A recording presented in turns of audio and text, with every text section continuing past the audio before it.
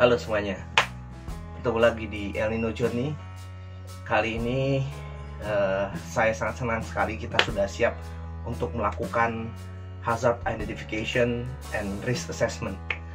Jadi teman-teman semua sudah siap ya? Sudah siap dengan catatannya, sudah siap dengan formnya yang kita akan lakukan hazard identification and risk assessment, atau yang biasa kita sebut dengan identifikasi bahaya dan penilaian risiko. Jadi kalau teman-teman sudah siap, kita lanjut. Oke. Apa? Di belakang? Ya, sorry, kayaknya kita belum bisa lanjut dulu ke hazard identification and risk assessment. Ternyata kita harus belajar risk rating dulu, ya. Risk rating. Jadi kalau kita belum belajar step by step menuju hazard identification and risk assessment, atau yang biasa kita sebut HIRA, ya, nanti ada determining control, kita harus belajar risk rating dulu. Jadi oke ya, kita belajar risk rating dulu ya, pelan-pelan ya.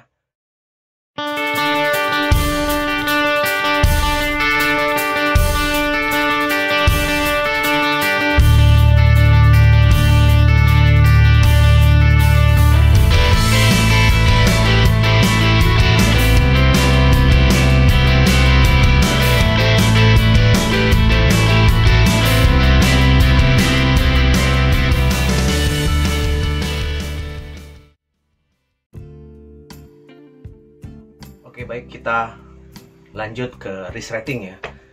Jadi buat teman-teman yang menuju pembuatan hazard identification and risk assessment atau identifikasi bahaya dan penilaian risiko, harus mengerti terlebih dahulu terkait dengan risk rating atau memberikan rating terhadap risiko yang ada. Jadi ini adalah salah satu proses menuju risk assessment atau penilaian risiko. Ya, jadi ada assessment, ada risiko. Jadi ada risiko yang akan kita assess, ada risiko yang akan kita nilai, gitu ya. Jadi kalau belum tahu, melihat video saya sebelumnya tentang risiko dan bahaya, bisa melihat di rekomendasi video, dan juga bisa lihat di akhir video ini tentang terkait dengan risiko dan bahaya. Oke, kita mulai di risk rating. Nah, jadi risk rating apa sih sebenarnya?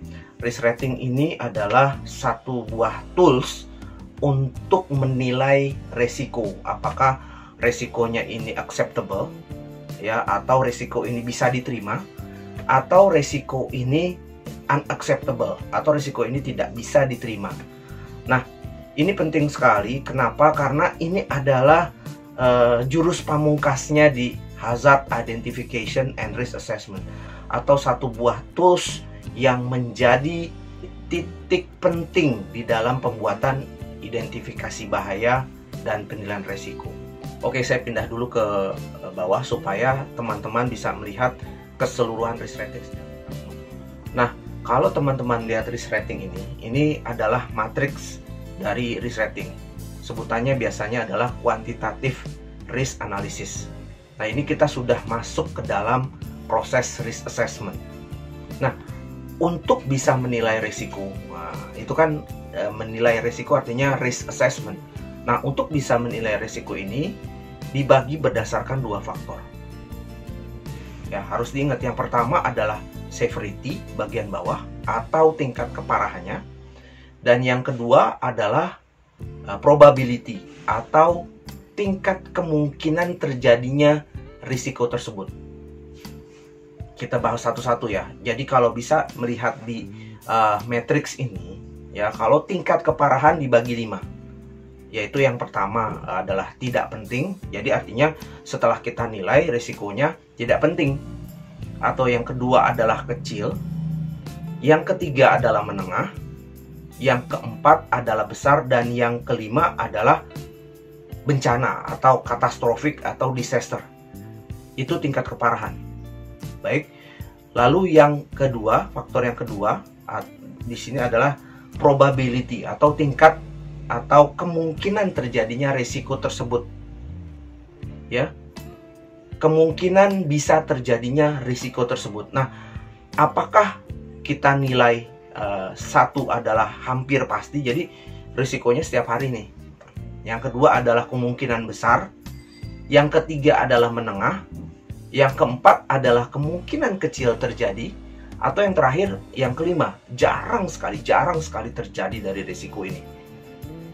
Nah, itu adalah matriksnya. Nah, nanti tingkat keparahan akan dikalikan dengan kemungkinan terjadinya. Jadi, severity dikalikan probability. Nah, nantinya kita akan bisa menentukan apakah risiko tersebut low atau L, ya seperti yang ada di matriks tersebut, atau medium, atau risiko tersebut high, atau risiko tersebut A atau ekstrim. Nah, ini semua harus kita tentukan berdasarkan prosedur yang nanti kita akan buat. Nah, nanti teman-teman, saya akan perlihatkan, saya akan lanjutkan kepada pembuatan atau menentukan tingkat keparahan atau severity, dan juga tingkat kemungkinan terjadinya atau probability. Jadi untuk menentukan severity atau tingkat keparahan, kita buatkan lagi tabel. Kita buatkan lagi matriks untuk menentukan peringkat 1, 2, sampai 5. Nah, ini matriksnya. Jadi kawan-kawan safety bisa menentukan berdasarkan kebutuhan perusahaan, gitu ya. Nah, untuk referensinya, kawan-kawan safety bisa menggunakan matriks ini, ya. Nah, matriks ini dibagi berdasarkan peringkat tadi 1 sampai dengan 5. Lalu keterangannya, ya, dari tidak penting, kecil, menengah, besar, dan bencana. Dan ada keterangan, lalu ada berdasarkan keselamatan dan kesehatan kerja atau kesehatan dan keamanan. Lalu ada berdasarkan lingkungan alam, ada berdasarkan lingkungan sosial, dan juga berdasarkan reputasi. Jadi teman-teman, kembali lagi ini sebagai referensi. Tapi kalau teman-teman mempunyai parameter yang berbeda berdasarkan atau sesuai dengan kebutuhan perusahaan, ya monggo silakan. Yang penting kita bisa mendapatkan tools untuk melakukan risk rating berdasarkan tingkat keparahan. Nah, saya nggak akan go through satu-satu karena akan panjang sekali videonya, ya. Jadi saya akan berdasarkan keselamatan dan kesehatan kerja. Ya, jadi kalau 1 peringkatnya itu tidak ada cedera, easy, mudah. Ya. Lalu kalau yang kedua hanya P3K, luka kecil, bisa bekerja kembali. Lalu peringkat ketiga cedera tunggal. Artinya cederanya cukup parah, ya, sampai dengan membutuhkan medical treatment yang lebih jauh lagi. Artinya bisa masuk rumah sakit dan dirawat. Nah, yang keempat itu berdasarkan cacat tetap. Nah, yang bencana ini berarti ada yang meninggal dunia atau banyak yang meninggal dunia. Nah, mudahnya seperti itu ya. Nah, ini bisa digunakan. Untuk parameter yang lain silakan teman-teman baca sendiri. Saya akan share ini di link deskripsi untuk sebagai referensi. Kembali lagi, bahwa nanti teman-teman menentukan ini berdasarkan kebutuhan perusahaan. Oke? Kita lanjut ke probability. Kalau tadi kita berbicara mengenai matrix severity, sekarang kita akan berbicara mengenai matrix probability atau matrix kemungkinan terjadinya risiko tersebut. Dengan tadi sama juga ya, 1, 2, 3, 4, atau 5. Nah, matriksnya atau tabelnya sama. Ya, ada 1, 2, 3, 4, atau 5 dalam peringkatnya. Nah, nanti dalam menentukan deskripsi bisa jarang, kemungkinan terjadi, menengah, kemungkinan besar, ataupun hampir pasti terjadi. Nah, lalu diberikan kita keterangan. Lalu ada kita tentukan frekuensinya. Nah, lalu kita tentukan kemungkinan terjadinya. Kembali lagi teman-teman, bahwa matriks ini, matriks kemungkinan terjadi hanya sebagai referensi. Nanti teman-teman bisa mendefinisikan sendiri terhadap kebutuhan perusahaan. Saya akan menjelaskan di satu parameter saja. Kita akan bermain di frekuensi. Nah, jika di peringkat 1 atau jarang, maka risiko ini kemungkinan terjadi atau kemungkinan akan terjadi pada saat tertentu yang sifatnya luar biasa. Keadaan atau kondisi yang luar biasa. Nah, pada peringkat 2 kemungkinan kecil akan terjadi 10 tahun ke depan, atau mungkin sudah terjadi tapi 10 tahun ke belakang. Artinya ada rentang waktu 10 tahun. Nah, ini bisa berdasarkan waktu. Nah, teman-teman bisa lihat di sini. Silakan teman-teman pelajari apakah sesuai dengan kebutuhan perusahaan. Jika tidak, teman-teman bisa revisi. Ya, teman-teman bisa menggunakan referensi terhadap kejadian kecelakaan yang telah lalu. Nah, yang terakhir, yang peringkat 5 hampir pasti itu pada kejadian yang diperkirakan terjadi bisa kapan saja. Bahkan pada saat ini kemungkinan bisa terjadi jika ya, kembali lagi saya garis bawahi, jika tidak ada pengendalian. Nah, nanti di situ akan bermain tentang determining control. Setelah kita sudah memahami bagaimana cara menentukan tingkat keparahan atau severity, dan kita juga sudah bisa memahami bagaimana cara menentukan probability atau kemungkinan terjadinya, selanjutnya kita harus menentukan peringkat dari resiko itu sendiri atau risk rating itu sendiri. Oke? Nah, ini adalah sekali lagi referensi. Kembali lagi kita akan membuat table atau matriks terkait dengan peringkat risiko. Ya. Nah, peringkat risikonya kalau bisa dilihat di sini kita bagi terhadap L atau low 1 sampai 4 untuk peringkat risikonya. Kita main dari bawah ya. Jangan langsung ke atas, kita main dari bawah. Jadi peringkatnya 1 sampai 4 adalah low atau 5 sampai 9 adalah medium. Lalu 10 sampai 16 adalah high, sudah termasuk dalam high. 17 sampai 25 jika kita kalikan yang tadi ya. Nanti apa sih peringkat risiko ini? Teman-teman kan bingung nih. Nah, ini adalah hasil dari perkalian tingkat keparahan dikalikan dengan resiko probability-nya atau kemungkinan terjadinya risiko tersebut. Hasilnya adalah di peringkat risiko ini. Nah, yang terakhir adalah E atau ekstrim. Jadi 17 sampai 25 skornya, hasil dari ratingnya. Nah, di deskripsi bisa dilihat bahwa E adalah resiko ekstrim, H adalah risiko tinggi, lalu M adalah risiko menengah, dan L adalah risiko rendah. Nah, ada kolom tindakan yang diperlukan berdasarkan hasil dari peringkat risiko tersebut. Ya. Nah, tindakan diperlukan ini teman-teman definisikan berdasarkan kebutuhan perusahaan. Nah, saya akan menjelaskan di sini sebagai referensi. Kalau itu low, artinya resiko tersebut masih bisa di accept atau masih bisa diterima. Artinya resiko itu bisa dikendalikan berdasarkan prosedur harian.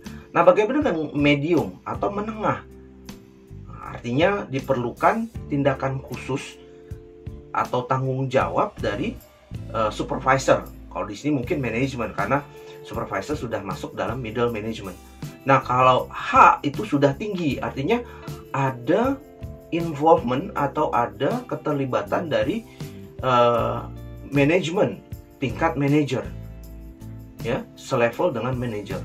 Nah, jika sudah ekstrim, ini harus sampai dengan kepada top management atau manajemen puncak. Dalam hal ini bisa presidir ataupun direktur, seseorang yang bisa mengambil keputusan pada saat membutuhkan keputusan yang sulit. Nah, kalau kita panggil lagi kuantitatif dari risk analysis atau risk rating itu tersebut, teman-teman bisa lihat ya, bahwa untuk mendapatkan nilai atau skor 1-5 dibutuhkan matriks. Nah, yang tadi adalah sebagai parameter tolak ukurnya untuk menentukan 1-5. Nah, setelah kita sudah tahu, kita kalikan. Nah, berada di manakah risiko tersebut? Mungkin bagi teman-teman ini agak sulit ya, tapi jika sudah pemahaman, sudah mengerti dengan baik, itu tidak perlu waktu lama untuk menentukan risk rating ini. Oke ya teman-teman ya, harapannya sudah paham terkait dengan risk rating. Jadi teman-teman tinggal kalikan antara tingkat keparahan yang di bawah atau severity dikalikan dengan kemungkinan terjadinya atau probability. Nah, nanti skornya akan terlihat bahwa apakah risiko tersebut acceptable atau unacceptable. Kalau saya sarankan, kalau selama itu masih low, artinya ini adalah acceptable risk atau risiko yang bisa diterima. Diperlukan tindakan perbaikan. Nanti kita akan bermain di hazard identification and risk assessment. Oke ya teman-teman ya, saya harap semuanya paham. Jika masih belum paham, silakan drop komen di bawah. Untuk filenya saya akan berikan kepada teman-teman. Setelah ini akan ada video terkait, belum ke hazard identification and risk assessment ya. Tahan dulu antusiasmenya. Saya yakin semua sudah siap dengan menggunakan tools hazard identification and risk assessment. Tapi setelah video ini kita akan belajar tentang hierarki pengendalian atau crocodile control. Ya, hierarki pengendalian. Apa itu hierarki pengendalian setelah video ini? Jadi video risk rating ini sampai sini dulu ya. Saya harap semua kawan-kawan safety bisa mengerti dan bisa menerapkan di tempat kerjanya. Sampai ketemu di video selanjutnya. Bye-bye. Salam safety.